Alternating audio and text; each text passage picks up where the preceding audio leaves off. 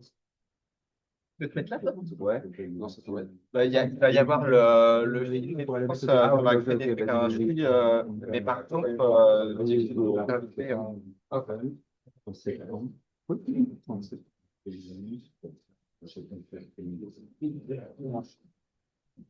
Bon, et ben, bienvenue à tous. Merci d'avoir eu le courage de venir jusqu'ici. Donc, ce que je disais dans le mail, c'est que on avait une matinée en deux temps avec un temps de plénière et un temps d'atelier. Vu qu'on est un peu moins, vu qu'il fait très chaud, on se dit que à la fin de l'heure de plénière, on avise ensemble si chacun rentre chez soi ou si on maintient un temps de discussion peut-être plus informel. On n'a pas eu le courage de déplacer les tables pour organiser des cercles de parole. Donc voilà, on se dit collectivement dans une heure si on continue ou pas. Voilà aussi de dire que le professeur Pierre Lévy qui nous accueille a été appelé dans une commission un peu urgente à laquelle il n'a pas pu se soustraire. Peut-être qu'il arrivera, il était là à 8 heures et puis peut-être qu'il arrivera juste après dans la matinée en fonction de comment ça se passe. Donc, alors, pour ceux qui ne me connaissent pas, donc moi, je m'appelle Benoît. Je vais juste vous présenter trois petites pages de mon histoire personnelle pour que vous compreniez d'où je vous parle. Et puis, je vais couper les notifications.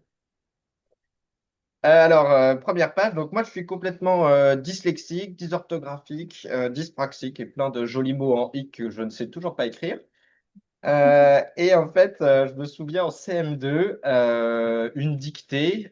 Donc mon nom de famille, c'est Christophe. Et la dictée, c'était Christophe Colomb découvra l'Amérique. Et sauf que moi, j'ai écrit Christophe Colomb avec un K. L'instituteur avait gardé ma copie à la fin. Il le faisait régulièrement pour faire rire les autres élèves avec ma copie en disant, bah, regardez, cet imbécile, il n'est même pas capable d'écrire son nom de famille. Donc aujourd'hui, on va parler de la culture de l'école, des représentations autour du rôle d'enseignant et de celui d'apprenant. Donc, après un parcours scolaire, je ne vous cache pas, un peu fastidieux, j'ai quand même réussi à devenir architecte et j'ai travaillé en agence. Et en 2016, j'étais assez atterré qu'on puisse dessiner des collèges et des lycées. Pardon, désolé. Ah oui, alors c'est pas un truc mégalomaniaque de filmer, mais c'est pour que les gens à distance aient une vidéo de qualité et puis qu'on puisse le mettre sur la chaîne YouTube. Vous n'êtes pas filmé, d'ailleurs, les caméras sont dans votre dos. Et oui, donc je disais, en 2016, je travaillais sur des projets de collège et de lycée en agence. Et dans un des établissements sur lequel je travaillais, on prévoyait 4 prises électriques par salle de classe. Et comme tout le monde le sait, en 2016, l'ordinateur n'existait pas. Et donc là, j'ai commencé à me dire, il faut quand même s'intéresser à ce qui se passe à l'intérieur des bâtiments. Et donc aujourd'hui, on va aussi parler d'architecture et d'espace. Et notamment de ce qui se trouve au centre, la transformation de l'école. La deuxième page, ça a été ma découverte de la sociologie et de la recherche qualitative. À ce titre, j'ai étudié puis enseigné le design à l'école des ponts et chaussées et à Stanford aux États-Unis.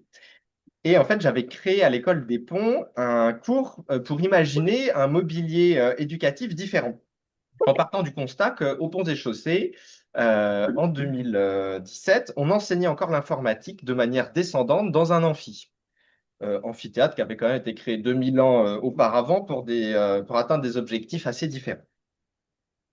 Et puis, troisième page, quand j'enseignais au Pont, j'accompagnais des projets d'innovation pour des grands groupes. Et j'ai notamment eu l'occasion de travailler pour des acteurs comme Saint-Gobain et ArcelorMittal. Et en fait, ces gens ont une particularité commune, c'est qu'ils ont un outil industriel, des fours, que si le four s'arrête, le verre se solidifie et ils ont perdu entre 20 et 50 millions d'euros. Et donc, c'est des cultures professionnelles où la gestion du risque est omniprésente. Mais vraiment, c'est des gens, il ne peut pas avoir un grain de sable dans les rouages, quoi. Et quand, face à la concurrence internationale, un nouveau DG arrive et dit on va mettre en place une culture de l'essai-erreur pour être innovant, autant vous dire que d'un point de vue culturel, c'est un peu comme essayer de mélanger l'eau et l'huile.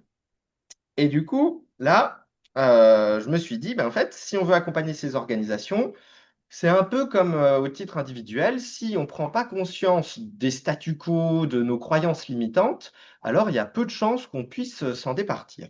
Et du coup, là, j'ai commencé à m'intéresser à la systémie et aux approches de la complexité. Alors, Edgar Morin n'a pas produit beaucoup de schémas, donc je m'appuie sur le modèle cinéphin de Dave Snowden. C'est pas le lanceur d'alerte, hein, c'est un autre qui décrit la complexité à l'intersection de deux axes. Sur l'axe horizontal, ce qu'il appelle la complexité dynamique, les causes et les effets sont éloignés dans le temps et dans l'espace. Et puis sur l'axe vertical, la complexité sociale, la diversité des opinions et des centres d'intérêt. Et à l'intersection des deux, la complexité émergente, un futur de plus en plus imprévisible. Et alors, Dave Snowden, il met des aires sur son schéma, et vous voyez, elles ne sont pas linéaires. Avec un exemple important, c'est que par exemple, faire voler un avion, c'est pas complexe, c'est compliqué. Parce que, en fait, oui, certes, il y a beaucoup de boutons, il y a beaucoup de boucles de rétroaction dans l'avion, mais tout ce qui se passe est complètement prédictible et analysable.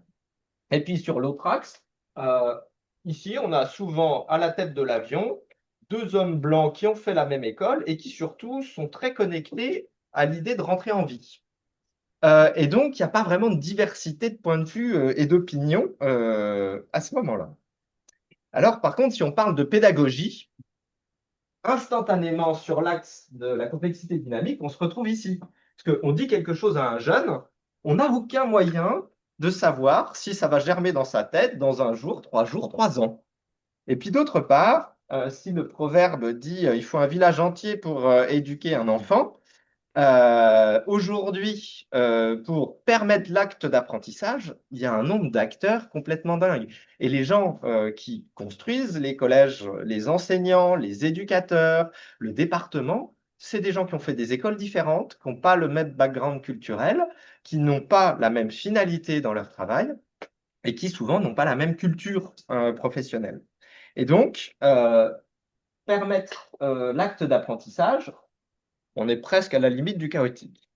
Et donc, il faut déployer des approches compatibles avec la complexité.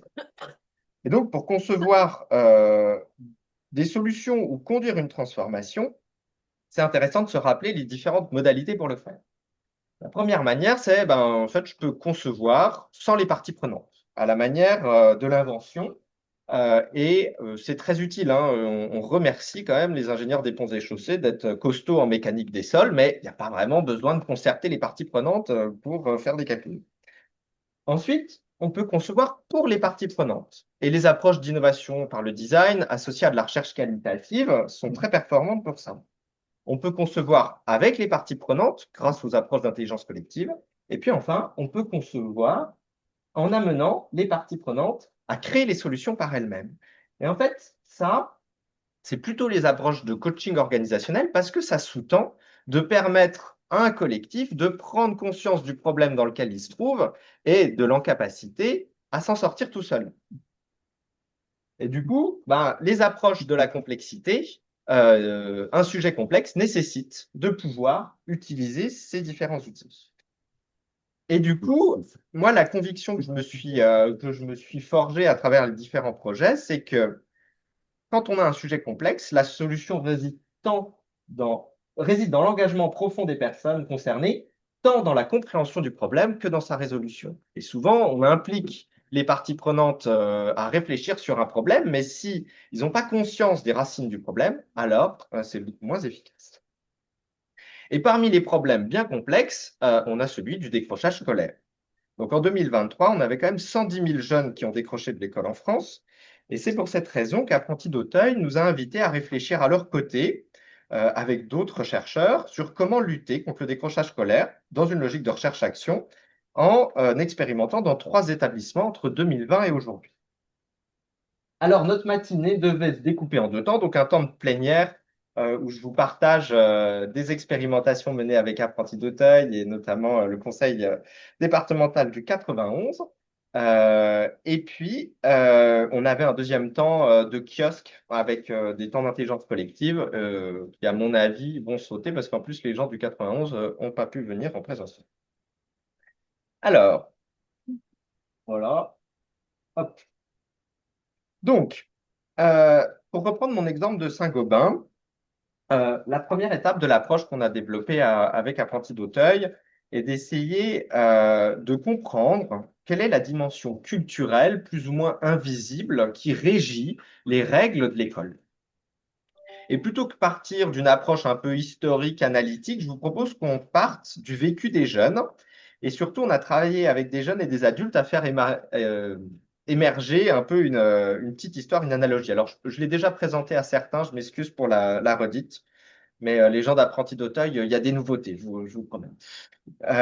Donc, les jeunes nous disent, la vie peut être regardée comme une succession d'étapes.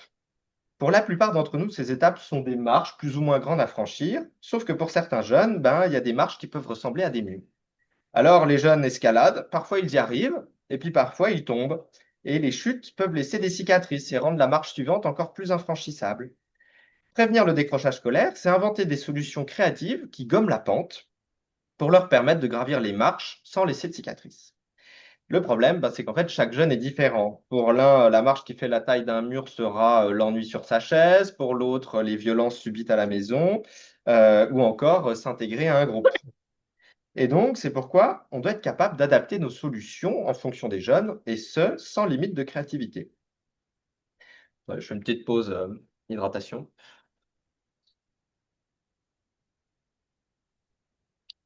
Ah, bonjour, bienvenue. Eh ben, le 91 est là. Prenez un petit truc à boire, hydratez-vous. Et donc, on est allé explorer avec les jeunes quelles étaient ces marches. On en a trouvé plein, voilà, sur des thématiques très variées, l'ennui, les mauvaises notes, le prof qui crie, entrer en relation. Et ce qui était très intéressant, c'est que quand on leur demandait pourquoi, et qu'on leur posait plusieurs fois la question pourquoi, on arrivait systématiquement à des réponses similaires. Je suis nul, je n'ai pas de valeur, on ne peut pas m'aimer. Donc c'est assez étonnant hein, quand on dit, quand on commence par l'ennui sur sa chaise et qu'on pose 5 fois la question pourquoi à la fin je suis nul, le lien de causalité n'est pas direct. Hein. Alors pour illustrer ce phénomène, je vous raconte une histoire qui m'a marqué ad vitam aeternam. La première fois que je suis allé animer un groupe d'intelligence collective avec des jeunes de 5e et de 4e dans un collège à côté de Lille, à Fournes-en-Vep, j'arrivais un peu prétentieux en me disant, bon, j'ai quand même pas mal de méthodes d'animation, ça va bien se passer. Et puis pour engager les jeunes, j'utilise un petit icebreaker qui s'appelle deux vérités, un mensonge. Et donc je dis deux vérités et un mensonge et les jeunes doivent deviner c'est quoi le mensonge. Et donc mon mensonge, c'était j'ai déjà fait du saut en parachute. Et les jeunes trouvent instantanément. Et sur la photo, un des jeunes que j'avais repéré comme étant un peu la victime du groupe parce qu'il s'était fait un peu molester dans le couloir, me regarde dans le blanc des yeux et me dit, bah enfin monsieur, c'était évident que c'était le saut en parachute. Vous avez quand même pas l'air très courageux. Alors, il faut savoir que moi, dans mon histoire personnelle, je me suis toujours vu comme un petit intello à lunettes avec son cartable, et que c'est mon talon d'Achille, en fait. Et que instantanément, cette personne, ce jeune, qui m'avait pas rencontré depuis 5 minutes, trouve là où me faire mal et appuie dessus. Et donc, ma réaction intérieure, c'était, bah, je vais t'éclater. Et, euh, et le truc qui me vient, c'est viens faire une transatlantique avec moi, tu vas comprendre ce que c'est que le courage, petit con. Et là, je fais un pas de côté, quand même, parce que j'ai une petite formation en psychologie et en communication. Et je lui pose la question, mais pourquoi tu fais ça? Et là, il me regarde et je vois dans son regard qu'il comprend le sens de ma question et il me répond, c'est plus fort que moi. Et en fait, ce qui se joue derrière, vous avez peut-être connaissance du triangle dramatique de Cartman, c'est que moi, j'arrive quand même avec mon background de dyslexique, un peu sauveur, je vais réinventer l'école. En face de moi, j'ai quelqu'un qui s'est construit son identité pour l'instant, parce que rien n'est immuable, dans une position plus victimaire, que instantanément, il cogne là où ça fait mal et m'invite dans une posture de persécution. Et en fait, ce mécanisme-là, il est très, très puissant et très présent. Dans chaque salle où on s'est immergé, on voit les jeunes qui trouvent le trigger pour faire dérailler le prof. Et, attendez, alors, Je sais plus de. Hop, hop, hop.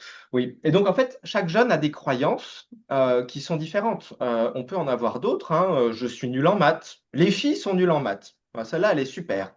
Je ne peux pas y arriver. De là d'où je viens, de toute façon, je ne peux pas m'en sortir. On a beaucoup travaillé dans des collèges de REP. C'est très présent comme croyance. Non, mais vous avez vu où je vis? Vous pensez vraiment que je vais trouver un travail? Et en fait, ce qui est intéressant, c'est que c'est justement pour lutter contre ce déterminisme social que s'est fondée l'école républicaine et qu'elle puise toute sa force. Pour illustrer ce phénomène, on était allé dans nos entretiens chercher des histoires significatives de transformation chez les jeunes. Et on a ce jeune qui s'appelait Donovan, et je lui ai posé la question s'il avait vécu dans son parcours scolaire un moment de bascule. Et il me regarde et il me dit, oui, je me souviens très bien. C'était il y a un an, le jour où le directeur du collège m'a demandé d'aller chercher un café dans son bureau. Oh, pourquoi? Parce que ça voulait dire qu'il savait que j'allais pas le voler. Depuis ce jour-là, j'ai jamais rien plus volé. Et donc, en fait, je trouve cet exemple assez marquant parce que il met en évidence comment un directeur d'école, un enseignant, a un pouvoir extrêmement positif ou négatif qui lui est conféré par l'institution. Et que, on le voit, ensuite on a demandé si c'était un éducateur qui avait dit la même chose aux jeunes, ça n'aurait pas eu cet impact réparateur sur lui. Et donc, si on veut repenser le parcours scolaire, vous vous rappelez probablement d'un enseignant, pas comme les autres, qui a été capable de vous débloquer à un moment. Et donc, notre travail a essayé de mettre en évidence, c'est quoi cette petite magie qui s'exerce entre un enseignant et un jeune. Et la première chose qui est ressortie du travail de recherche, c'est la question du lien et de l'alliance. En psychologie, on parle de l'alliance thérapeutique. Et ce qui est important de noter, c'est que cette alliance, ben, en fait, elle est parfaitement symétrique entre le jeune et l'adulte. L'adulte aussi a besoin de se sentir en lien avec les jeunes qui l'accompagnent. Et donc, le schéma que je vous présente, là, il a été réalisé avec des jeunes et des adultes. C'est eux qui l'ont élaboré, dessiné, on l'a amélioré dans le temps pour arriver à cette formalisation. Et en fait, ce que disaient les jeunes, c'est pour accompagner un jeune, il y a déjà un premier bouclier à dépasser, c'est celui du lien, puis ensuite, il y a un deuxième bouclier, c'est celui du sens. Et le sens, c'est quelque chose d'assez puissant aussi, parce qu'on retrouve à Apprenti d'Auteuil pas mal de jeunes dans des dispositifs d'insertion, donc après avoir décroché de l'école, qui arrivent dans des dispositifs à 18, 20 ans de remobilisation. Et je me souviens d'Elisa qui disait, ben, en fait, moi, mon orientation, je ne l'ai pas choisie, on me l'a imposée. C'est vraiment qu'on n'a pas de valeur à leurs yeux pour nous faire des choses pareilles. Et donc, entre guillemets, Elisa, elle a imprimé ce message, c'est parce que j'ai pas de valeur que j'ai pas le droit de choisir ce qui me plaît comme métier. Et cet exemple, ben, on retrouve les fondements du travail de Maria Montessori, où le non-respect de l'aspiration des individus euh, ben, peut générer du décrochage. Maria Montessori disait, toute aide inutile est une entrave au développement. L'enfant possède en lui les potentialités qui guideront son développement. Dans un autre champ théorique que celui de l'éducation, dans celui des théories de l'engagement, on retrouve la même chose. Kissler dit, en fait, si le sujet ne représente pas d'intérêt pour l'individu et que c'est contraint et imposé, on est dans le moins-moins et on est dans quelque chose qui génère du décrochage. À l'inverse, si la personne est libre de se diriger vers ce qui fait sens pour elle et que c'est important pour elle, alors ça génère énormément d'engagement.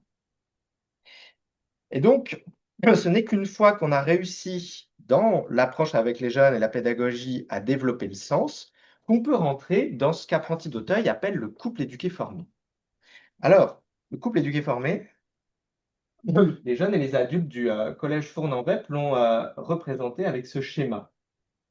En fait, on a deux axes. On a un axe vertical avec les difficultés scolaires, donc par exemple dyslexique, dysgraphique, dyscalculique, et j'en passe.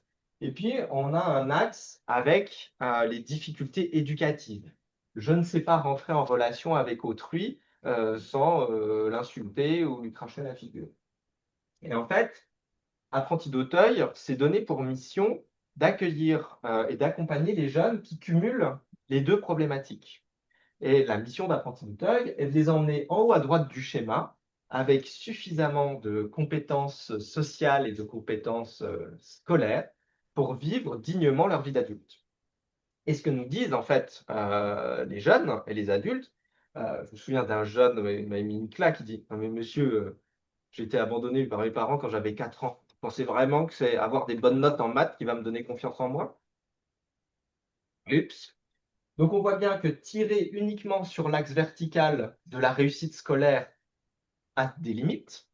Et d'autre part, tirer uniquement sur l'axe éducatif, où les éducateurs disent: «Non, mais voilà, si tu as des liens sociaux, si tu sais faire un CV, te présenter, tu vas t'en sortir dans la vie», ben, pas complètement.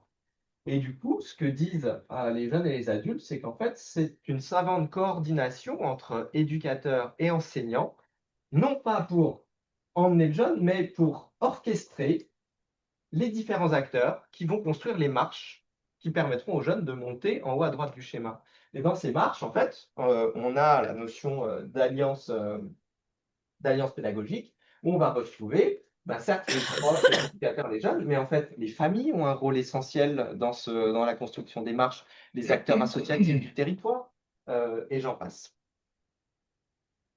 Et donc, la question qu'on s'est posée, ben, c'est qu'est-ce qui fait que les adultes sont en capacité de créer ces alliances, ce sens et cette collaboration?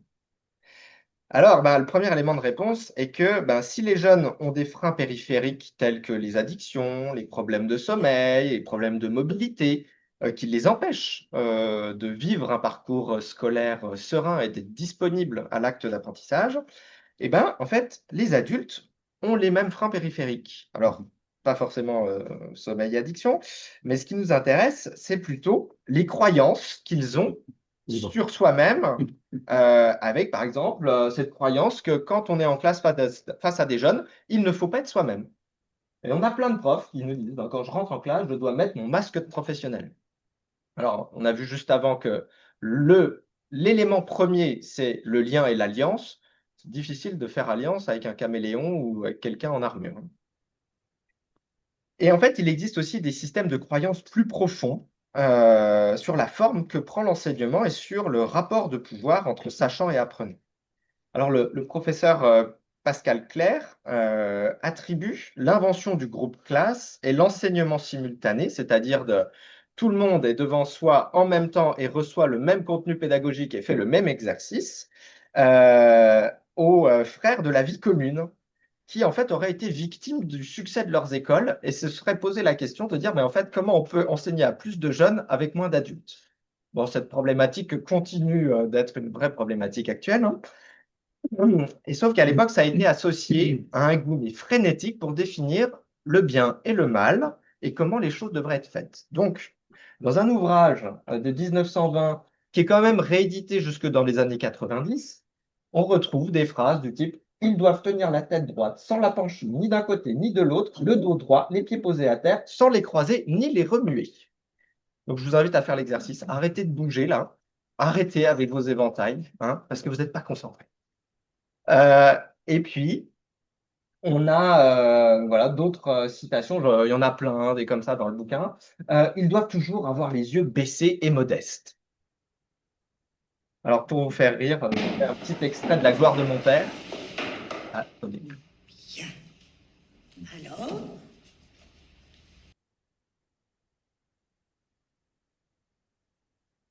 Ah, on n'a pas de son.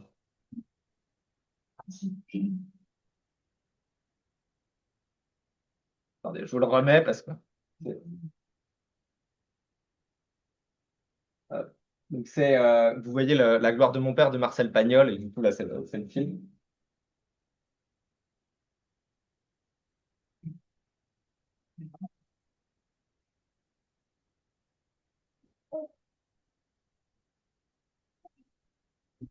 on se tait, on se tait.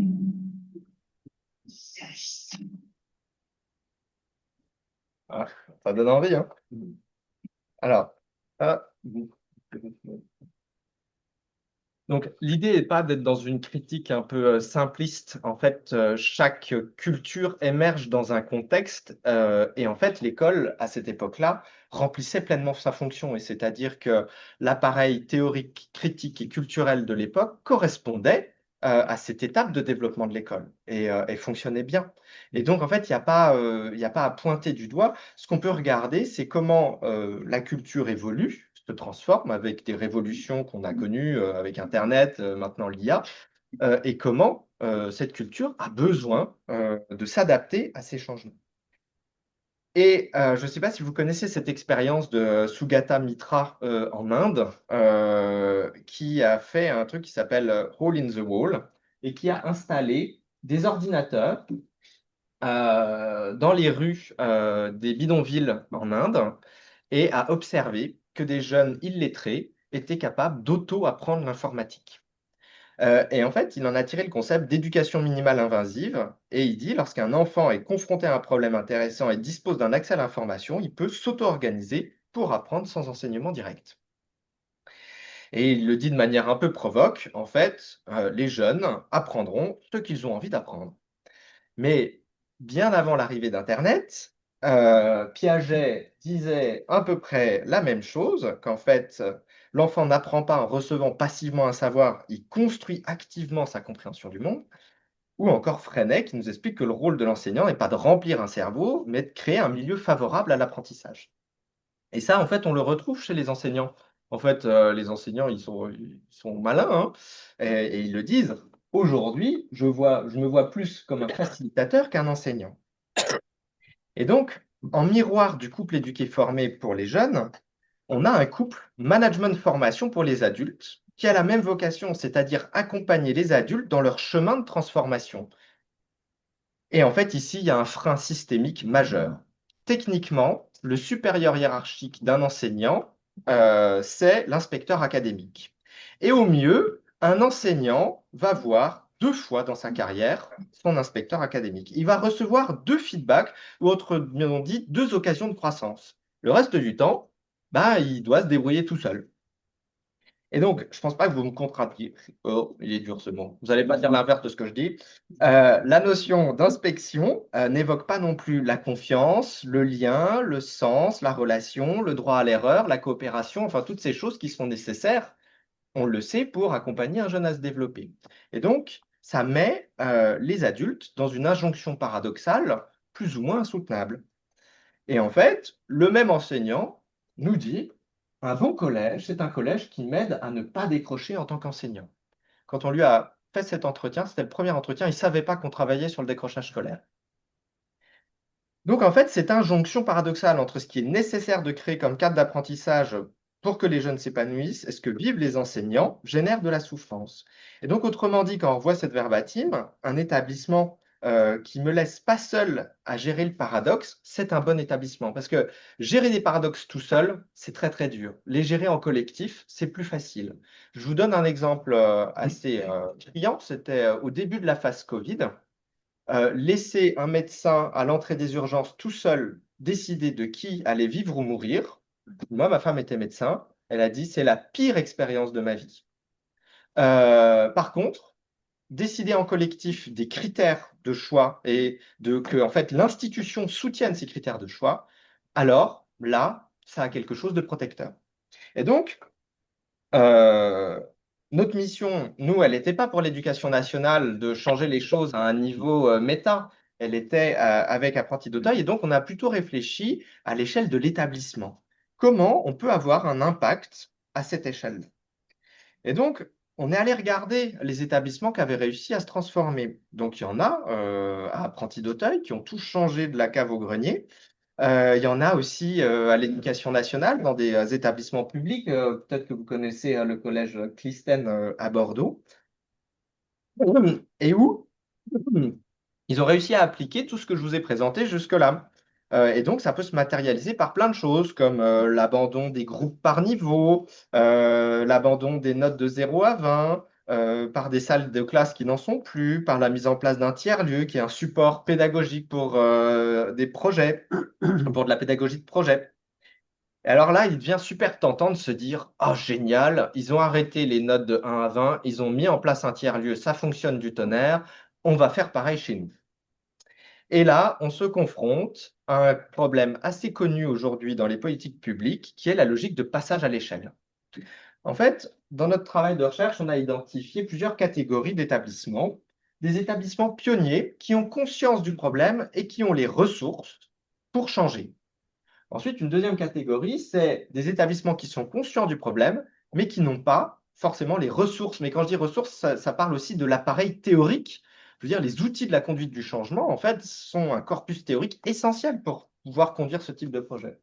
Ensuite, on a des établissements qui ne sont pas conscients du problème, puis on a des établissements qui sont clairement réfractaires.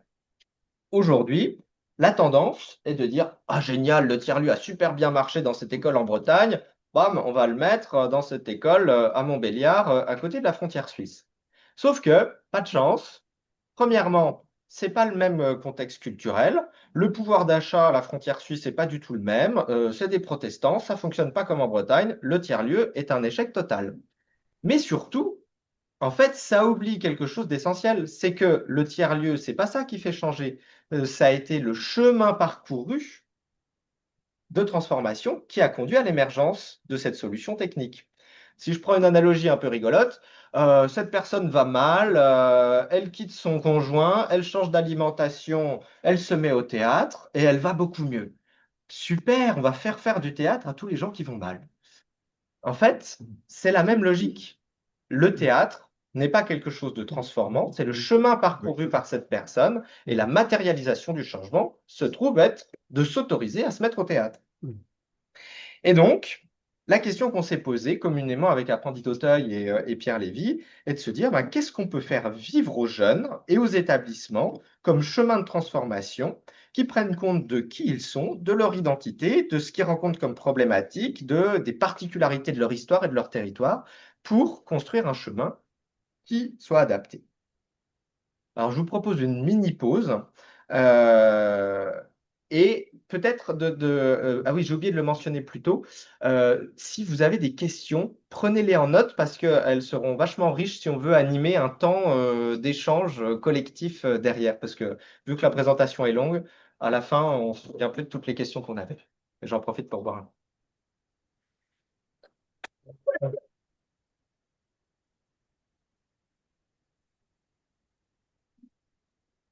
On doit être à peu près à la moitié de la présentation. Alors, fort de tous ces apprentissages, on a commencé à dessiner les contours d'un chemin de transformation pour les établissements. Et donc, la première étape dans notre expérimentation a été de chercher une solution pour amener un grand collectif à prendre conscience des enjeux culturels. Oui, ça marche. Parce qu'en fait, l'écueil premier, c'est on anime des temps d'intelligence collective avec un petit groupe de 5-6 personnes, mais en fait, il y a 80 personnes à faire bouger, dont des acteurs du territoire, dont le conseil départemental, dont différentes tutelles. Et donc, ce qu'on a fait, c'est qu'on a utilisé la vidéo et on a développé une approche qui s'appelle la vidéo participative. Et à travers différents temps d'intelligence collective, on amène les jeunes, les adultes à réfléchir sur la racine des problèmes.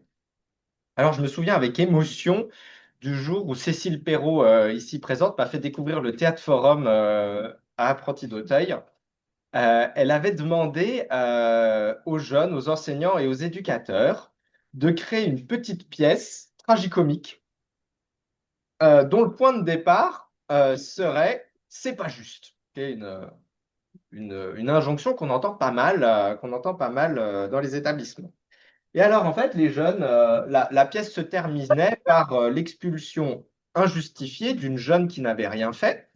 Et en fait, les jeunes de cinquième ont fait débuter leur scénette en salle des profs et mettaient en scène les conflits entre adultes alors qu'ils n'ont jamais foutu les pieds en salle des profs de leur vie. Ça veut dire que des jeunes de cinquième ont conscience que des situations de crise en classe trouvent leurs racines dans les relations conflictuelles et dysfonctionnelles du collège. Et en fait, il y avait les enseignants, les éducateurs, la direction qui étaient assis comme vous et qui regardaient la pièce. Je ne vous raconte pas la claque pour eux de se dire, ah ok, en fait, ces jeunes de 11-12 ans qu'on prend quand même un peu pour des personnes en construction, en fait, ont mis le doigt instantanément sur la problématique de notre établissement. Glups.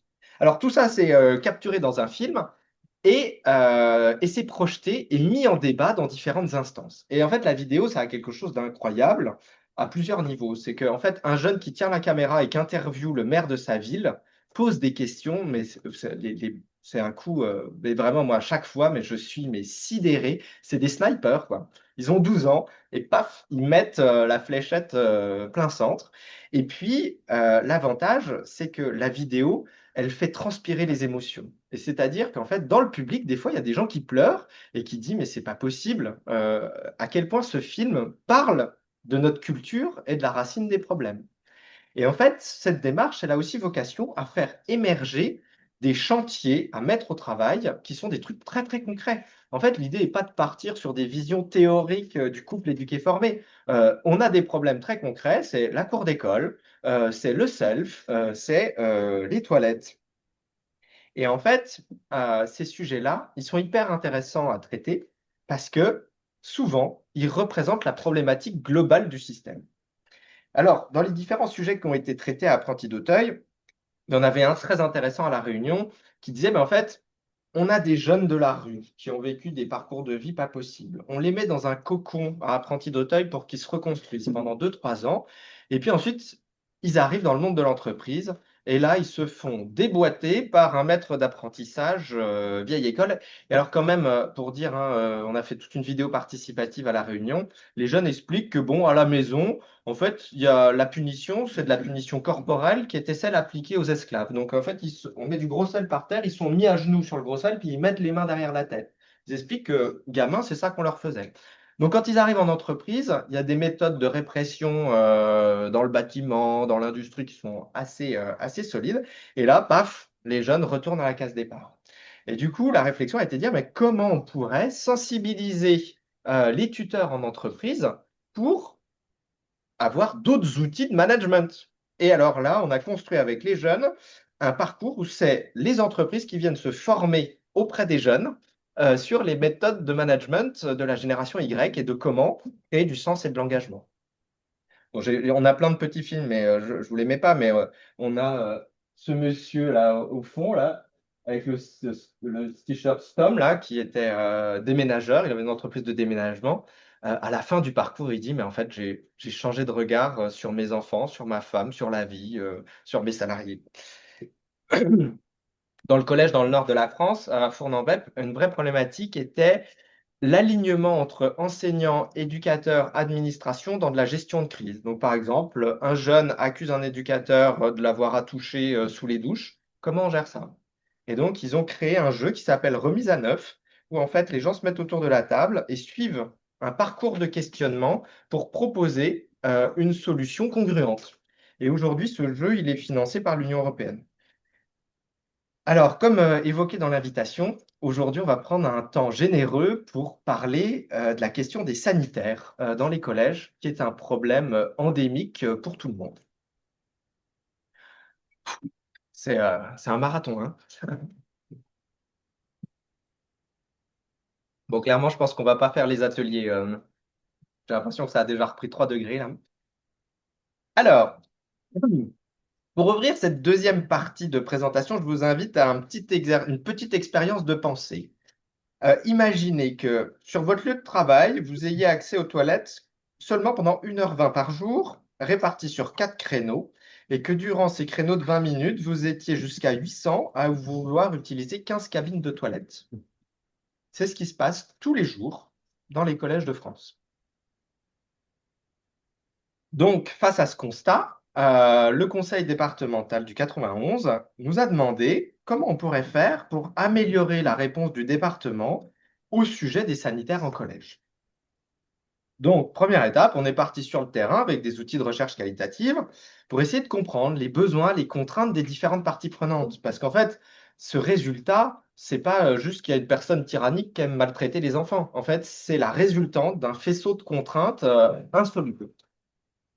Et dans notre approche, on ne cherche pas à résoudre tous les problèmes, on essaye de refermer l'entonnoir et de se dire quel est le bon fil à tirer pour démêler la pelote de laine. Et en fait, on arrive à des nouvelles questions, des nouvelles problématiques enrichies des apprentissages du terrain qui ont vocation à dénouer le nœud. Et moi, j'aime bien l'analogie de l'acupuncture, c'est de dire en fait, on n'a pas de sous, on n'a que 3 aiguilles à placer. Où est-ce qu'on va les mettre de manière intelligente pour espérer que ça irradie sur tout le corps? Et puis, une fois que les problèmes sont bien posés, alors de mentionner qu'on passe quasiment 70% de notre temps à chercher quelle est la bonne question. Et qu'une fois que la question est bien posée, alors c'est beaucoup plus facile d'y apporter des réponses. Et là, on associe les différentes parties prenantes, les jeunes, les adultes, le service maintenance, ainsi de suite, dans des méthodes d'intelligence collective pour trouver des solutions efficaces. Et puis, pour éviter de penser à la place des autres, on va réaliser ces solutions, on va les tester, les évaluer, et une fois qu'on aura prouvé que ça marche, alors on pourra les déployer. Donc aujourd'hui, je vais pas mal vous parler de notre recherche terrain. Alors, je vous évite tous les paramètres de la recherche, mais quand même retenir qu'on on a fait 68 heures en établissement, avec 70 entretiens dans 5 établissements différents. Et de manière transverse à nos entretiens, on a retrouvé plusieurs fois une situation qui, en ce moment, est particulièrement embêtante, de jeunes qui nous disent: je ne vais jamais aux toilettes du collège, je me retiens de boire à la cantine pour être sûr de ne pas avoir envie d'y aller. C'est-à-dire que l'expérience des sanitaires est tellement problématique qu'ils préfèrent se déshydrater. Et se déshydrater, en fait, ça, déjà, des problèmes de santé, mais avant d'en arriver là, il y a un vrai problème de concentration. Quand on ne boit pas, on n'arrive pas à se concentrer. Donc, en fait, ça remet en question la mission première de l'école, de l'apprentissage. Et puis derrière, en fait, on a les adultes qui nous disent, il faut se rendre compte de ce qu'on fait vivre aux élèves. C'est dégradant, on sait qu'on fait mal, mais on ne sait pas comment faire autrement. Alors, le constat qu'on place au cœur de l'analyse, c'est que les jeunes n'ont pas un accès satisfaisant aux sanitaires. Et on va chercher à comprendre pourquoi. Et en fait, je vous le présente rapidement, puis après, on va venir creuser. Donc, pourquoi cet accès est insuffisant? C'est d'abord un sujet de quantité. Il n'y a pas assez de cabines de toilettes fonctionnelles disponibles. Le deuxième, c'est une question de qualité. En fait, quand il y a un étron posé au sol, c'est quand même difficile de se dire que je vais utiliser cette cabine. Et puis, il y a un sujet spatial, c'est-à-dire que la configuration, la conception spatiale des sanitaires impacte sur ces deux dimensions. Et puis, il y a un sujet. Oula, attends, je déplace là. Hop. Il y a un sujet humain, c'est-à-dire que les modes d'organisation du ménage, de la maintenance, de la surveillance conditionnent l'accès aux sanitaires. Et bien sûr, des sanitaires très difficiles à surveiller quand on a la moitié des AED qui sont pas là ou qu'on ne peut pas les recruter, ça impacte la dimension humaine. Et puis on a l'usure et les mésusages qui elles aussi impactent l'organisation humaine, et puis ainsi de suite. Donc ça met en évidence le caractère éminemment systémique de ce sujet et que la solution ne peut pas résider uniquement au niveau spatial ou humain. Il va falloir coordonner le tout. Et donc, ce qu'on a fait, c'est qu'on a essayé de décomposer ce problème en plein de sous-problèmes, avec quand même en trame de fond cette question de comment on peut assurer aux élèves un accès satisfaisant aux sanitaires. Donc là, ce chapitre va se structurer en deux temps. On va d'abord regarder la question de la quantité, puis ensuite la question de la qualité. Donc, je vous l'évoquais, ce sujet, c'est d'abord un sujet mathématique tout simple. Si on fait la moyenne de tous les établissements qu'on a visités, il y a une cabine fonctionnelle pour 84 jeunes. Seulement 10% de l'établissement a matériellement le temps de passer aux toilettes durant la récré. À la fin de la journée, il y a matériellement, physiquement, 50% des jeunes qui peuvent passer aux toilettes, pour une moyenne nationale par adulte de 6 passages aux toilettes par jour. Donc la question devient, pourquoi il y a si peu de toilettes disponibles? Alors, la première réponse, c'est la surveillance. C'est qu'en fait, quand il n'y a pas de surveillant, ça devient vite la déglingue. L'usage du téléphone, de la cigarette, la dégradation, et surtout les violences morales et physiques qui peuvent arriver avec tout ce qu'on peut imaginer de pire. Et donc, les adultes nous disent, dès qu'on tourne le dos pour voir ce qui se passe dans l'autre bloc, il se passe 1000 choses, ça va hyper vite, on n'est pas assez. Parce qu'ils doivent surveiller l'entrée, la cour, il doit y avoir quelqu'un au niveau du bloc scolaire. La conséquence de ça, c'est que tous les sanitaires en étage sont fermés et on garde un unique bloc sanitaire au rez-de-chaussée. Et puis, on met des horaires d'accessibilité contraints pour pouvoir surveiller. On le fait de manière tout à fait logique, c'est pour assurer la sécurité physique et morale des jeunes. Et donc, la question devient, comment pourrions-nous permettre une surveillance efficace des toilettes avec peu d'adultes? Donc là, on a associé les jeunes, les adultes pour trouver des réponses. On a fait émerger, alors je vais vous montrer, hein, on a fait émerger une dizaine de sous-questions et il y a plus de 40 idées qui ont émergé. Je vais vous les distiller tout au long de la présentation.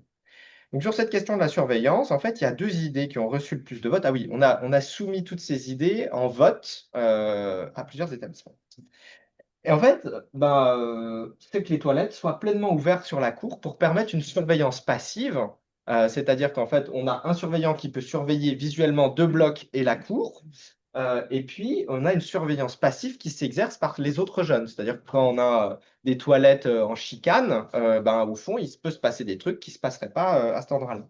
Et puis surtout, inspirer des mécanismes de lutte contre le harcèlement où on va accompagner les harceleurs à devenir des leaders positifs. Et ça a beaucoup fonctionné dans différents établissements, tant à Auteuil qu'à l'Éducnat. C'est de s'appuyer sur ceux qui foutent le sbeul dans les toilettes pour devenir des leaders positifs qui amènent une forme de rétro-contrôle dans les sanitaires.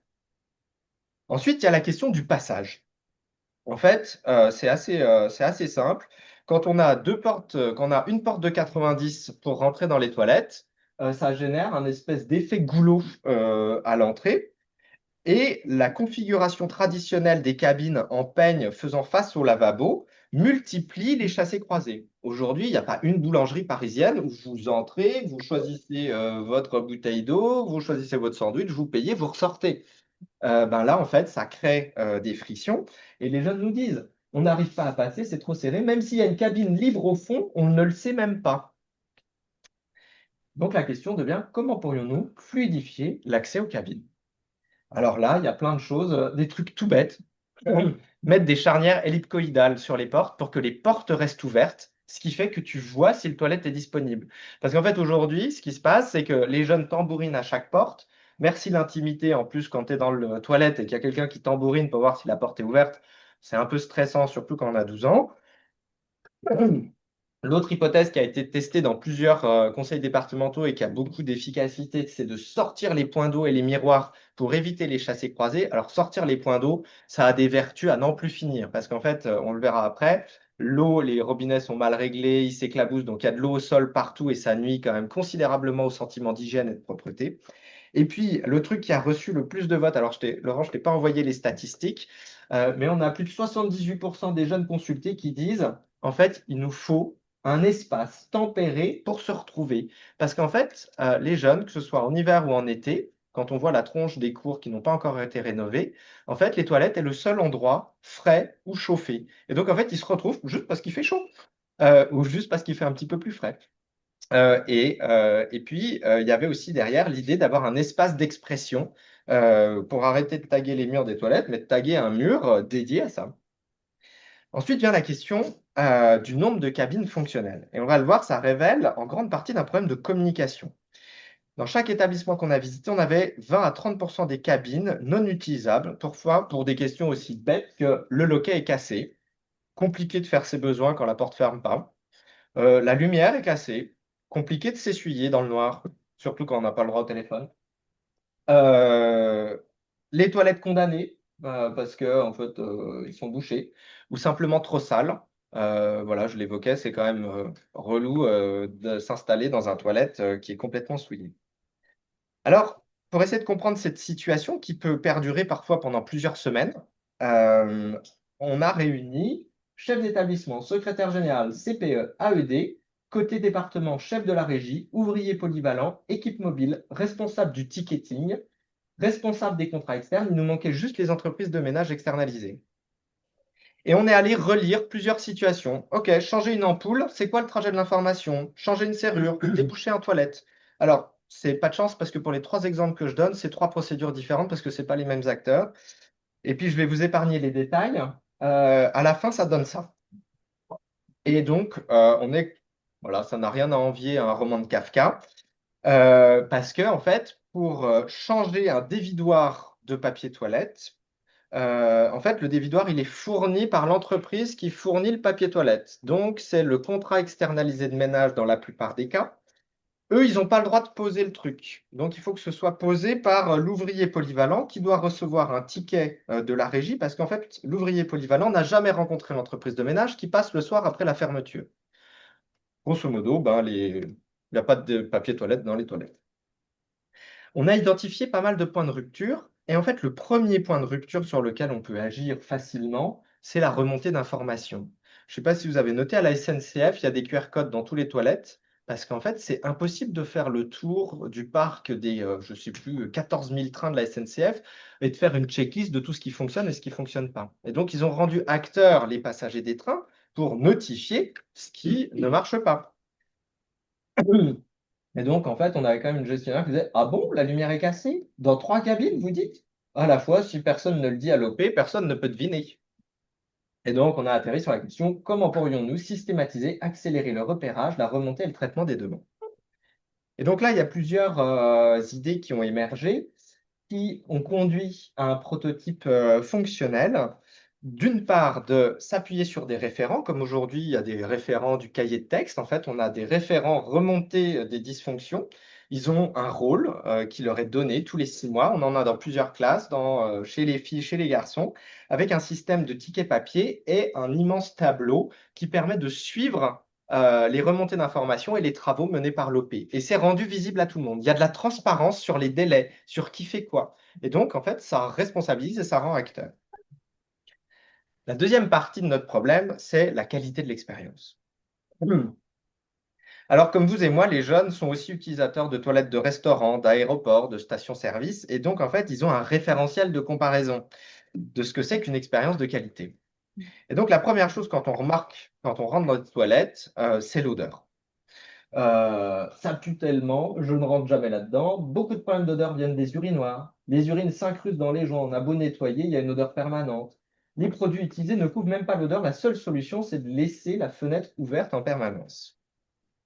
Et donc, on voit à quel point le choix des matériaux, la pente des tuyaux d'évacuation est quelque chose d'essentiel. Les produits utilisés, les aérations, en fait, tous les endroits où il y avait une double flux dans les sanitaires, en fait, c'est suffocant. Ensuite, vient la question du visuel. Quand on arrive, le premier truc qu'on voit, c'est le sol. Dès qu'on a le dos tourné, il s'éclabousse avec les robinets. Tu dois traverser pour te sécher les mains. Ça met de l'eau partout. Bah ouais, en fait, si la station de séchage est de l'autre côté des lavabos, bah en fait, tu inondes le sol. Il y a des mots tellement choquants, ça me dégoûte. On ne peut pas nettoyer entre les carreaux, il reste toujours des traces. Les dégradations appellent la dégradation, il faut nettoyer, réparer le plus vite possible. Derrière ça, c'est la théorie du carreau cassé dans l'école de Chicago, c'est-à-dire qu'en fait, personne ne met un coup de clé sur une Ferrari. Par contre, la vieille Clio pourrie, bon, bah, lui arracher le rétro, c'est pas un problème. Et ça a été démontré statistiquement en sociologie. Et puis enfin, il y a l'impression générale. Donc ce collège, alors je ne connais pas l'architecte, j'espère que ce n'est pas celui des architectes présents ici. Le choix du petit carreau carrelage vert, voilà, les jeunes et la CPE disent ben, c'est glauque, on dirait une morgue. Et donc, on a un vrai enjeu autour de l'ambiance, des graffitis, du sol mouillé. Alors, on a fait émerger plein de dimensions. Je ne vais pas toutes vous les ressortir une par une avec des photos, des verbatim, parce que sinon, on aura eu le temps de cuire comme des œufs au plat. Et donc, il y a différents sujets. La propreté, le nettoyage des cuvettes et surtout le nombre de ménages. Le fait, pour certains collèges, d'avoir externalisé le ménage conduit les entreprises de ménage à uniquement passer le soir, après la fermeture du collège, alors que les établissements qui ont encore un ménage en interne, on a un premier lavage des toilettes à la récré du matin, ce qui change profondément l'expérience des jeunes. Ensuite, on a la question de l'intimité. Ce qu'il faut savoir, c'est que pour des jeunes de 12 ans, le fait de faire une selle est parmi les choses les plus honteuses. Et donc, s'il y a un espace en dessous de la porte, ils regardent le sens des pieds des garçons pour se foutre de leur gueule. De dire, ah bah attends, t'avais tes pieds dans ce sens-là, donc oh mon Dieu, t'as fait une selle. Et donc, il y a un truc qui est très intéressant dans le fait de retirer les urinoirs, c'est que ça permet aux garçons de s'autoriser à aller faire une selle parce qu'il n'y a pas de jugement. Ce qui se passe dans la cabine, on ne sait pas. Et en fait, il y a le temps disponible. Je veux dire, quand tu es aux toilettes et puis il y a quelqu'un qui tambourine à la porte parce qu'il a envie de rentrer, c'est un peu difficile de prendre ses aises. La question de l'intimité phonique, en fait, oh mon Dieu, si les gens entendent mes bruits, ça va être terrifiant. Le fait de pouvoir fermer, se nettoyer. Il y a des jeunes, voilà, les jeunes filles qui ont des protections hygiéniques à changer, qui n'ont pas accès à l'eau dans la cabine, disent à quel point ça leur pose des problèmes. Et alors, elles inventent des stratégies, mais c'est complètement dingue, hein. Certaines, elles ont le petit, moi j'ai une petite fille, elles ont le petit équipement pour changer un bébé, avec de l'eau, des lingettes, des machins. Et puis, il y a la question de ne pas être vu. Et ensuite, il y a la question de l'ergonomie.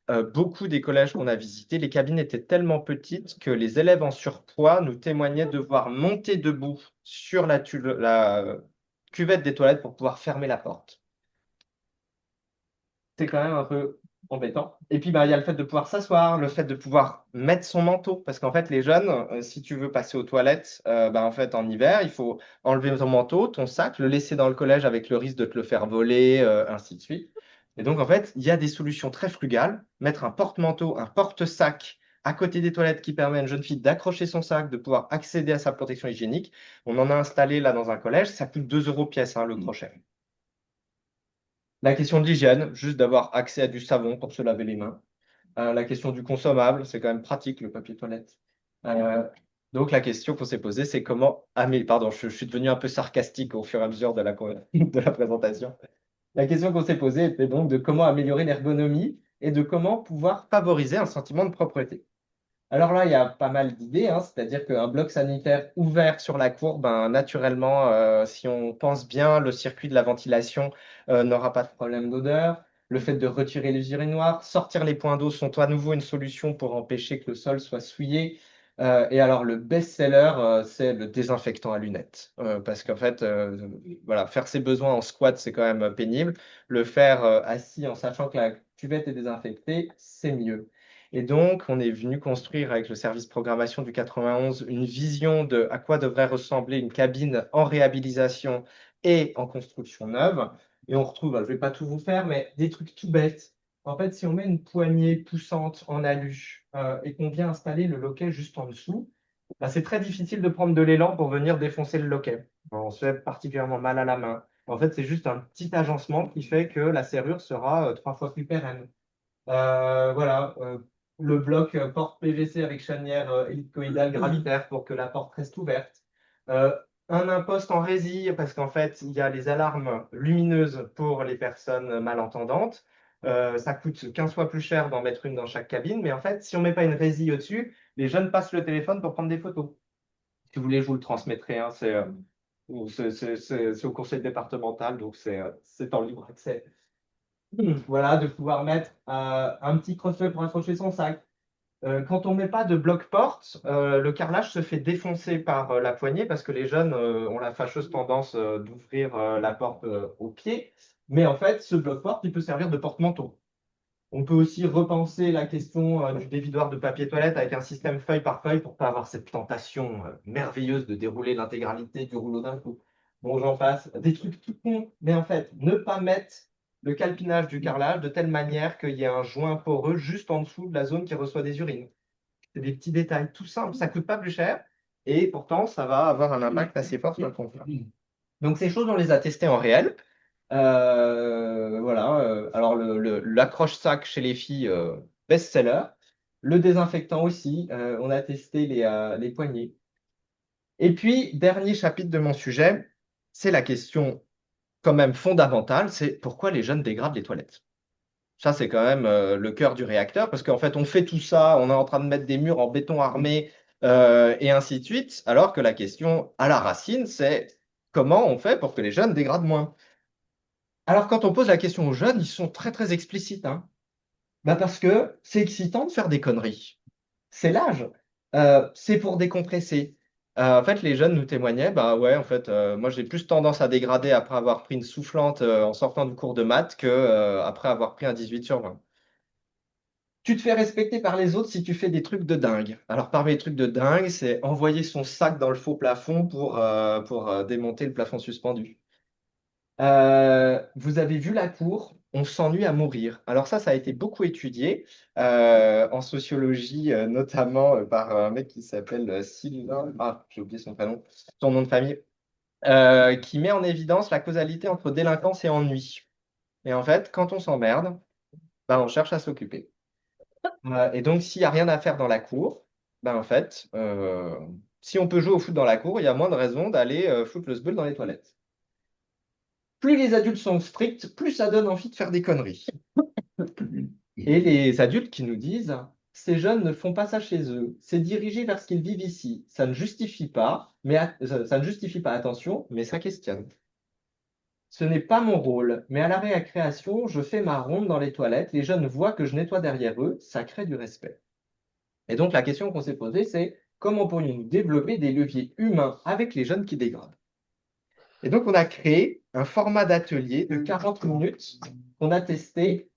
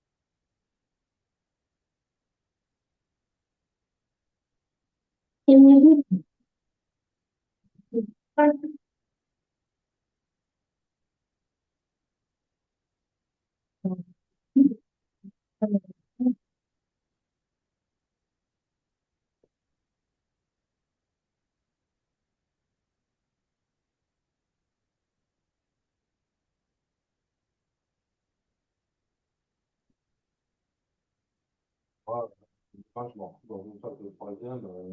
Si dans cette classe, il y a des élèves que j'ai vu faire des bêtises ou des dégradations, là, tout de suite, oui, là, ça va être plus concret parce qu'on va pouvoir échanger.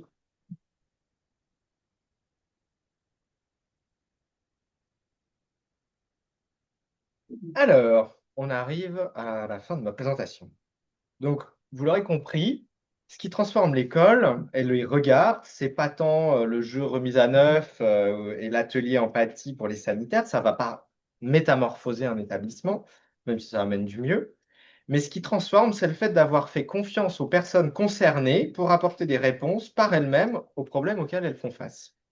Et la transformation, moi, je pense qu'il n'y a pas d'effet on-off et que c'est comme le jardinage. En fait, il faut désherber tous les jours. Et ça prend du temps. Et les établissements qui se sont transformés disent, en fait, ça nous a pris 6, 8, 10 ans de tout bouger. Et donc, en fait, nous, on a créé des lieux de jardinage dans les établissements Auteuil. Et en fait, ces lieux de jardinage, c'est des espaces qui sont programmés dans l'année avec un processus, avec un cadre. On ne sait pas un truc ouvert, on se retrouve pour papoter, en fait. C'est une espèce de recette avec différents outils d'intelligence collective où on peut débattre du travail réel, de la notion de qualité, de processus, d'éthique. Et c'est des lieux qu'on a structurés autour de 3 axes autour des individus qui ont des rôles, des responsabilités clairement définies dans ce processus de transformation, des lieux symboliques hors de la salle de classe où adultes et jeunes partenaires peuvent coopérer en parité. Et j'insiste sur le hors de la salle de classe, c'est que ce qu'on a compris, c'est que la salle de classe, c'est quand même le saint sacré. Et c'est l'espace le plus difficile à faire bouger et que, en théorie du changement, on appelle ça des espaces transitionnels. C'est plus facile d'avoir un truc sous cloche, c'est une expérimentation. Là, on se permet des trucs de dingue et progressivement, par capillarité, ça va venir changer le reste. Mais si on veut tout de suite changer le cœur du réacteur, alors là, ça fait baliser tout le monde et c'est beaucoup moins efficace. Et puis ensuite, il y a la question du processus. Et pour ce faire, en fait, on a créé pour Apprenti d'Auteuil une plateforme avec un processus clé en main, avec des outils. Tous les outils sont mis en schéma, en vidéo, pour permettre à des jeunes d'animer le processus par eux-mêmes. Euh, et voilà. Et ce qu'on a appris un peu à notre dépens dans cette expérimentation, les deux trucs qu'on n'avait pas bien conscientisés quand on s'est lancé et qui est un peu le volet moins positif de notre travail, c'est la question de la stabilité des équipes. Quand il y a 50% de renouvellement dans un collège, la capacité à conduire du changement est quasi inexistante parce qu'en fait, c'est le supplice de Sisyphe pour ceux qui restent, de tout réexpliquer de zéro. Et donc là, on travaille actuellement avec l'Armée du Salut. On a fait un gros travail avec mon compère Patrick Chotel pour relire pas mal de transformations d'établissements du médico-social et de faire émerger des leviers pour stabiliser les équipes, qui est en fait le point zéro du sujet. Et du coup, on l'a transformé sous la forme d'un jeu pour permettre à un directeur d'établissement un peu de reprendre du pouvoir sur la situation en se disant, ah ouais, en fait, il y a tous ces paramètres, je peux agir là-dessus. Et le fait d'éclater ce magma de ce problème insoluble en levier actionnable, ça apporte de l'aide. Et puis, le deuxième, c'est la question du temps. C'est-à-dire qu'en fait, pour se parler, pour faire du théâtre forum, pour faire des ateliers de créativité, il faut dédier du temps. Et en fait, le temps, on n'en a pas. Et les établissements comme Clistène à Bordeaux, ils ont fait un truc qu'ont fait tous les établissements qui ont fait des grosses transformations, c'est qu'ils ont repensé l'organisation du travail. Matériellement, ils ont dit, bah, en fait, passer entre deux salles de classe, à la fin de la journée, ça a fait perdre 1h20 de cours aux jeunes et aux adultes. Alors, ils ont repensé l'organisation spatiale du bâtiment et la répartition des profs et des jeunes pour gagner 1h20 par jour. Dans son contrat EduCNAT, un enseignant, c'est, je crois, 18 heures de présentiel, 18 heures de préparation. Ils ont annualisé les heures et ils ont dit, en fait, vous avez 24 heures sur l'établissement et vous devez 2h15 de réflexion collective avec vos collègues et 3 heures au service de l'établissement. Et donc, en repensant le truc, ils ont créé des espaces pour se retrouver et pour mettre en débat la qualité du travail et le sens qu'on y met. Et donc, ça, à notre sens, c'est les déterminants, ou en tout cas, c'est un peu l'échec de notre expérimentation, c'est qu'on n'a pas traité ça d'abord, et qu'en fait, tout ce que je vous ai raconté, si on n'aborde pas ça en premier, ben, en fait, on se rend compte que ça peine. Pour conclure, je vous mets une petite vidéo de témoignages des jeunes et des adultes qui ont vécu ces temps de mise en conscience et de réinvention de l'école. Et après, c'est fini. Derrière ces questions problématiques, l'idée, c'était vraiment aussi de s'approprier une nouvelle méthode de travail en équipe. Et donc ça, c'était des éléments pour moi qui permettaient justement de parler de la collaboration entre professionnels. La salle du Pensée Agir Ensemble, c'est un lieu sécurisant pour les éducateurs et les enseignants, enfin tous les professionnels du collège, et aussi pour les jeunes, qui permet en fait d'essayer d'étudier une problématique ensemble. C'est important parce qu'aujourd'hui, il y a besoin d'un lieu neutre, accueillant, sécurisant. Il y a besoin d'un lieu qui est défini pour créer du projet, faire de la créativité, penser ensemble. On a commencé à faire des groupes et là, on me disait que j'allais pas réussir parce que souvent, bah, j'y arrive pas et là, bah, j'ai bien réussi parce que je me sentais à l'aise. Donner les entretiens, ça m'a fait plaisir. On dirait que je suis un grand garçon, que je passe tout. Moi, le fait de travailler mélangé avec des adultes, parce qu'on fait des projets de groupe ici, mais on les mélange pas, on les fait entre élèves et c'est totalement différent. Enfin, je trouve que c'est mieux de mélanger avec des adultes. La présentation et les jours qui viennent, on commence à avoir une relation de confiance et avoir une relation de confiance. Ça doit être important pour moi. Je sais que je peux faire confiance, même si on est petit ou grand, il n'y a aucune différence. On peut parler, on a le même poids de parole et on peut donner beaucoup d'idées qu'on peut après rebondir dessus du coup. Avec les élèves, je trouve qu'on a créé une relation. C'était pas que entre adultes, on avait vraiment leur avis. On aime bien faire des projets où on a l'impression qu'on est on est un adulte alors qu'on est un enfant du coup.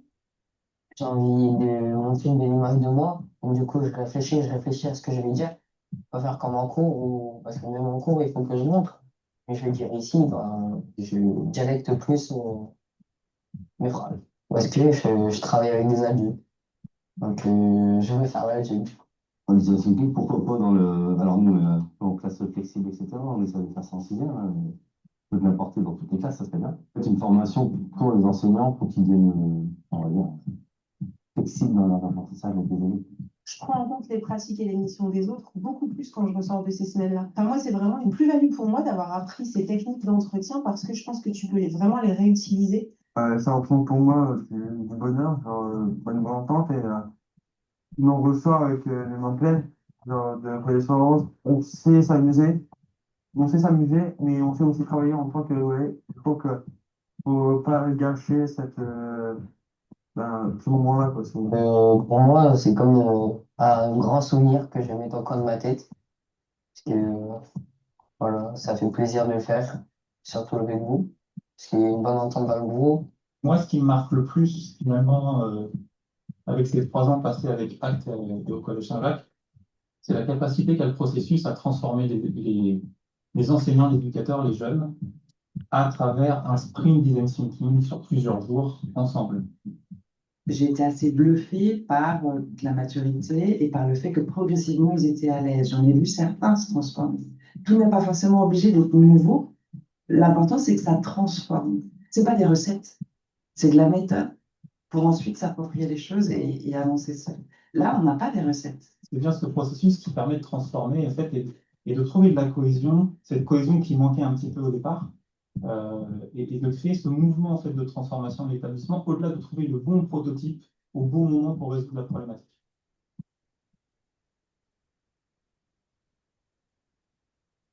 En voyant la vidéo, j'ai oublié qu'aussi une des conclusions majeures de notre travail, c'est que le truc le plus transformant, c'est d'inviter un jeune à interviewer un adulte et inversement, avec un outil, un guide d'entretien.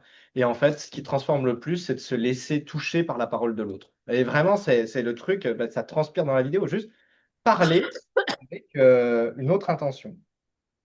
Et je conclurai là-dessus, c'est qu'en fait, il n'y a pas de bonne ou de mauvaise façon de rentrer dans le sujet.